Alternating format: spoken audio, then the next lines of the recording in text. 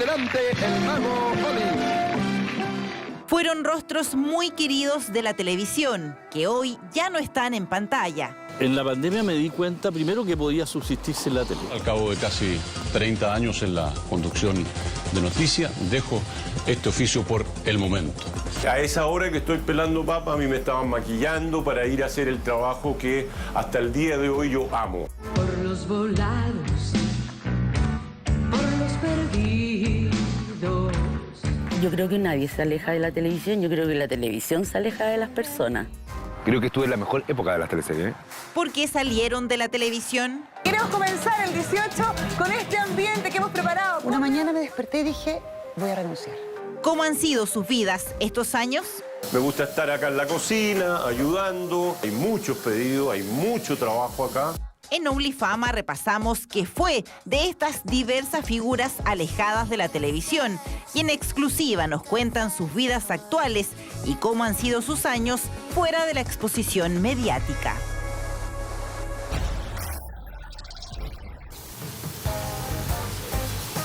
Ahí se va entrando para que vean que la cocina árabe requiere... Ahí está, faltó un poquito, ahí. Oye, imagínate hacer esto con 100 papas. Es hora de las noticias, 1 de la tarde y Eduardo Guayo Riveros ya no está a punto de salir al aire con las principales informaciones. Hoy está en una de sus labores diarias actuales, rellenando papas en la cocina de su restaurante familiar. ¿Qué hago? Es pelar papas. A veces tengo que pelar 100 papas. Y pelar 100 papas son 1 hora y cuarto, 1 hora y media, estar acá pelando papas. También estoy pensando en que a esa hora que estoy pelando papas a mí me estaban maquillando para ir a hacer el trabajo que hasta el día de hoy yo amo, que es el micrófono y las cámaras. Entonces se me produce un cortocircuito ahí que he tenido que superarlo a través de mi mente. Es una de sus ocupaciones desde hace casi 8 años, cuando salió definitivamente de los medios de comunicación. Trabaja ayudando y asistiendo en Naifi, un local de comida árabe propiedad de su esposa que tiene hace 2 décadas. Ahí está, buena. Yo también participo apoyando al negocio, no directamente atendiendo, sino que haciendo la pega de trabajo de comprar. Mi trabajo es comprar en los supermercados, harina, aceite, arroz, todo lo que los insumos que nosotros necesitamos para hacer la comida árabe. Con su simpatía y tono de conductor de noticias eterno, admite que aún le cuesta estar alejado de la televisión. Hubo una etapa en que no la pasé muy bien porque teníamos un furgón donde teníamos el logo y yo tenía que ir a repartir en delivery y también teníamos un supermercado importante donde le proporcionábamos algunos productos. Y ahí entonces me encontraba con el tipo que recibe en los subterráneos de los supermercados, con toda la gente de los camiones de las bebidas, de los vinos, y tenía que hacer fila, y no por el hecho de ser conocido me iban a dar prioridad. Entonces ahí no la pasé muy bien. Pero estar acá me produce una satisfacción muy grande, especialmente por Elena, ¿ya? Por mi señora, porque ya te digo, este es un negocio que se hizo a pulso. Partió en el año 82 en el canal Tele 11, hoy Chilevisión, leyendo noticias en el recordado matinal Tele 11 al despertar. Luego, en 1990, vendría Sábados Gigantes, donde reemplazó a Pepe Yeruba, haciendo de coanimador de Don Francisco. Muchas gracias a todo el equipo que integra Sábados Gigantes, al personal del canal, también a los telespectadores, a los auspiciadores que siempre me brindaron, don Francisco, un apoyo irrestricto. Martes 13 también fue una gran escuela, así como las noticias en Canal 13 como conductor, un trabajo que lo apasiona hasta el día de hoy. 75 años al servicio del país cumplió hoy Carabineros de Chile. De su acción contra la delincuencia, de los que han rendido la vida en cumplimiento del deber y de su labor de beneficio social, nos habla el siguiente reportaje del periodista Alipio Vera. Fíjate que ahora que ya estoy más viejo, como que en esa época no me daba cuenta. Solamente quería realizar mi trabajo de la mejor forma posible. Te reitero, no sopesaba toda la imagen potente que uno puede tener ante la gente, ante el público. Después de varios años, vuelve a la televisión y nuevamente leyendo noticias, ahora en UCB. Gracias, Ángeles, las luces se apagan para mí aquí en UCB. Televisión, nosotros, usted y yo, nos encontraremos, si Dios quiere, en alguna próxima oportunidad. Gracias.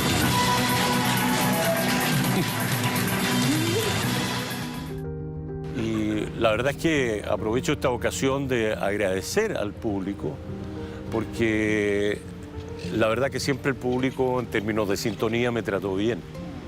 Así que es un reconocimiento a mi labor, quizás a mi forma de ser, de tratar de no ser protagonista, ¿ya?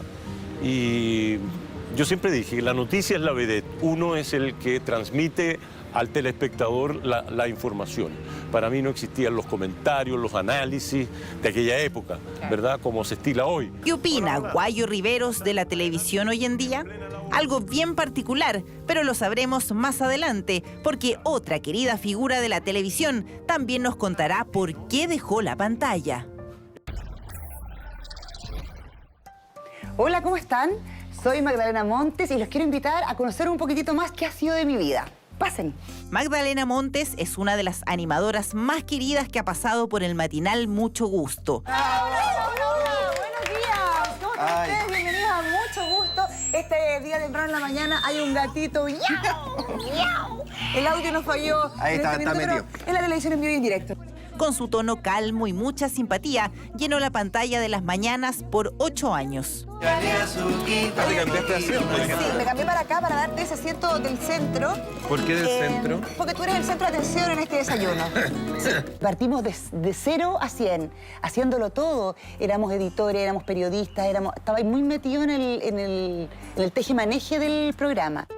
Partió como notera en TVN y prontamente fue ganando terreno con su talento. Partí como una especie de notera animadora, como de un perfil bastante bajo.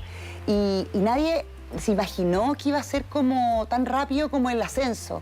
Entonces, claro, estaba en un canal donde no había programación en la mañana, entonces rápidamente fue como muy lucido. Éramos como la niña bonita del Mega, porque teníamos harta como presencia en un programa diario. ¡Uy! Andaba cosechando sandía, Magdalena Montes. Patrón, parece que mi criatura quiere nacer hoy día, el Día de la Patria, patrón. Oiga, y tendríamos que ponerle hoy día San ¿cómo se llama? José Cupertino. Cupertino. Magdalena reconoce como un aporte personal haber puesto en pantalla su embarazo y hacerlo parte del contenido, en una televisión que era más machista y poco se hablaba de estos procesos con normalidad. Fue algo súper pionero porque hasta el momento a las embarazadas no se las veía mucho en televisión. Los programas en vivo y franjeados no eran tantos y eran a lo mejor algo juvenil o algún estelar en la noche, pero no estaba la embarazada. Entonces yo me quedé esperando guagua. Al principio lo comuniqué con un poco de temor porque llevábamos poquito en el Mucho Gusto y lo tomaron súper bien y dijeron, oye, hagamos de esto una parte importante del programa. Magdalena decidió por voluntad propia partir de los medios de comunicación y planeó su salida. Y lo hice sin ningún tipo de arrepentimiento, sin pena. Sí, pena sí, pero sin como, ay, la estaré embarrando, no. Como que cuando tu cabeza sabe lo que tú tienes que hacer. Y así fue. Yo era súper ahorrativa, yo juntaba mi platita como para tener esa libertad. Claro. De que en algún minuto que yo diga, ya, no me siento cómoda, me voy. Pero nunca pensé que iba a ser tan largo. Vamos a ver una encuesta y volvemos a conversar este tema. ¿Querrá volver a la pantalla, Magdalena? ¿Cuáles son sus próximos proyectos?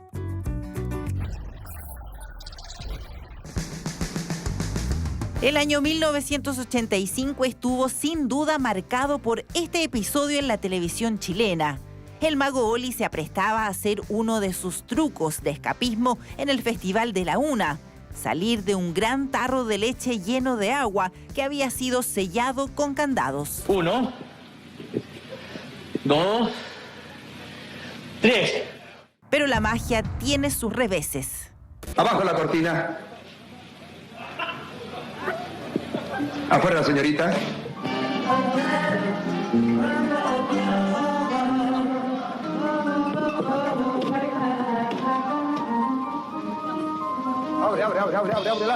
Uno de los momentos más tensos que se han vivido en la televisión, y tras 1 minuto 45 segundos de tensión, con hachazos se rompió el tarro para rescatar al mago. Yo saco gente del público, cerrar, en el apuro, porque yo estoy de verdad debajo del agua, sin respirar, entonces apuraron y alguien se puso nervioso y no cerró el candado. Cosa de la que yo no sabía, yo empecé a hacer mi proceso de abrir, escuché el primer clic, el segundo no hizo nada y me quedé ahí pegado en eso y pensando que estaba trancado, porque además esa semana había leído el caso de un mago en Australia que había fallecido, una cosa parecida, que se le había trancado un candado, que si yo dije, se trancó el candado y ya me fue a negro. Pero no estaba abierto, yo nunca pensé que estaba abierto, no se me ocurrió, eso lo vi después en el video, cuando lo revisé. Para Gerardo esto fue un gran episodio, pero su carrera siguió y más aún, el cariño del público también. Es que por años, el mago Oli había llevado la magia a la televisión con sus diversos trucos y lo siguió haciendo por mucho tiempo. Para la televisión en ese tiempo era el humorista y el cantante. Entonces, abrirse paso en eso... hubo personajes que, por supuesto, fueron precursores. Harbalay, mago anterior a mi época. Lin Fu, Fernando Larraín.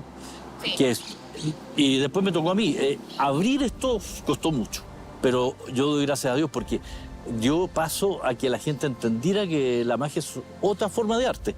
Y otra forma de arte súper entretenida también. Hoy, el mago Oli busca un perfil más bajo y siente que la televisión no está en ese tono. Quiero un perfil más bajo y la televisión creo que está en otro tipo de programas hoy día. Lo que hago yo, no sé si... Ojo, que me llaman para programas, pero no para hacer rutinas, sino que, como lo hacíamos antes, sino que más bien para conversar y cosas de ese tipo. Y no es lo mío es entretener a través de la magia, o tratar de entretener a través de la magia al menos. La pandemia le enseñó que puede vivir sin la televisión y sigue haciendo presentaciones en empresas y sobre todo haciendo magia, que es su pasión. Me gusta mucho la magia en eventos particulares, en casas, porque me encanta la magia salón, que se llama. Hay poca gente, donde hay mucha interacción con las personas.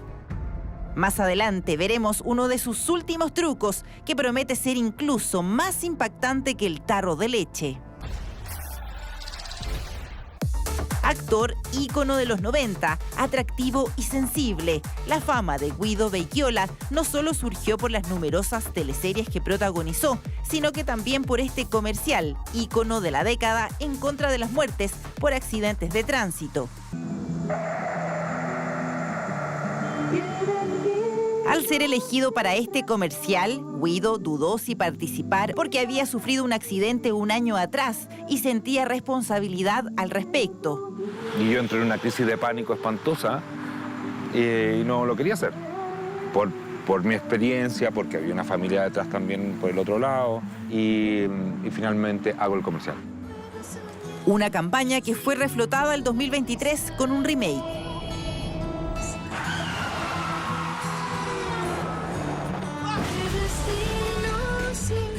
Para mí, al contrario, mi experiencia la sanó. Revivirla fue un bien, no fue muy agradable de hacerla. Abrió puertas con la gente. Fue impresionante cómo llegó a la gente, sin saber quién era yo, yo no tenía nombre para ello. Era solo una cara y alguien que veían llorar en un comercial y vivir una muy mala experiencia. Sus recordadas actuaciones en Champaña, El amor está de moda, Amor a domicilio, Adrenalina, Fuera de control y Sabor a ti, entre otras, lo posicionaron como un actor reconocido en nuestro país, además por su estilo propio y distinto a los galanes de la época. Yo, en vez de mirar el vaso vacío, lo veo lleno. Creo que estuve en la mejor época de las teleseries y creo que estuve en la mejor época de la industria también. En los 2000, Guido se fue a Europa haciendo una pausa en sus actuaciones en teleseries nacionales y a su regreso siguió participando en series y teleseries, pero en mucho menos volumen. Yo me dediqué más al teatro, empecé a matizar más cosas. De ahí vinieron una serie de teleseries más, unas más que le gustan. Hay unas... Yo creo que lo que nunca me acomodó es el no poder decidir, el no poder leer el guión antes y decir, ¿sabes que me quiero embarcar con esto o no? Muchas veces había que, cuando tú firmabas un contrato por 3 años, era ciega la situación. Hoy está retirado de las pantallas en un receso de la actuación, pero no de sus proyectos personales. La movida para matar el aburrimiento, para encontrarle encantamiento a la vida. ¡Vamos! Catalina Telias nunca ha abandonado su pasión, la música. Incluso hasta el día de hoy sigue en presentaciones junto a su banda. Representó a Chile en el Festival de la OTI en 1989 y en el Festival de Viña de 1990 y junto a Scotty Scott grabó su disco Blues del Paseo Ahumada. Por los volados, por los perdidos, por mis hermanos que se han vendido, por los que sueñan. Lindo, lo pasé súper bien, conocí gente tremenda, tremendos artistas, la verdad, a mí fue una experiencia maravillosa y me reí mucho. Y yo sentía que la gente que llegaba a la Quinta Vergara era porque tenía algún background musical que lo respaldara. Yo, aunque tenía mis 2 canciones conocidas, el Blues del Paseo Ahumada y La Movida, era como lo más conocido, tampoco se tocaba mucho en radio. Era habitual verla en programas como Sábados Gigantes o incluso hasta hace pocos años en Rojo VIP, pero hace una reflexión al respecto. De su carrera o participación en televisión, asegura que ella no es la principal responsable, sino que los mismos medios la han alejado. Yo creo que nadie se aleja de la televisión, yo creo que la televisión se aleja de las personas, porque yo estoy como, o sea, para mí es como, estoy acostumbrada a la tele, no me provoca así como, oye, yo voy a salir, pero hoy yo creo que es más difícil que antes, fíjate. Hoy, además de presentarse junto a su banda, hace Uber para ganarse la vida. Y aunque ha querido volver a participar en la televisión, no ha salido del todo bien, porque el 2024 se quebró el tobillo en el programa Ahora Caigo mientras ensayaban. Horrible, horrible. Nunca había conocido un dolor así. Mi pie estaba así, ¿cachai? Bailaba, no tenía ninguno de los 2 huesos agarrándolo, o sea... No, fue horrible, pero... Canal 7 se portó como si fuera mi papá. Claro, pues si tú decís, ¿cómo me va a pasar algo aquí? Nada que ver. Claro. Y bueno, pasó, pero esas son cosas de la vida. Rostros, actores, personajes de la televisión que han acompañado por décadas a los chilenos. Por eso no es extraño preguntarse en qué y cómo están. Han sido íconos y también tienen su propia opinión de cómo se hacen las cosas hoy en día en televisión. Es totalmente diferente la comunicación, hay mucho análisis, como te decía antes, hay mucho comentario. Y lo que sí criticaría es, para mí la televisión es imagen, ¿ya? Y lo que se ha perdido es tener un poquito más de delicadeza para vestirse, tanto hombres como mujeres.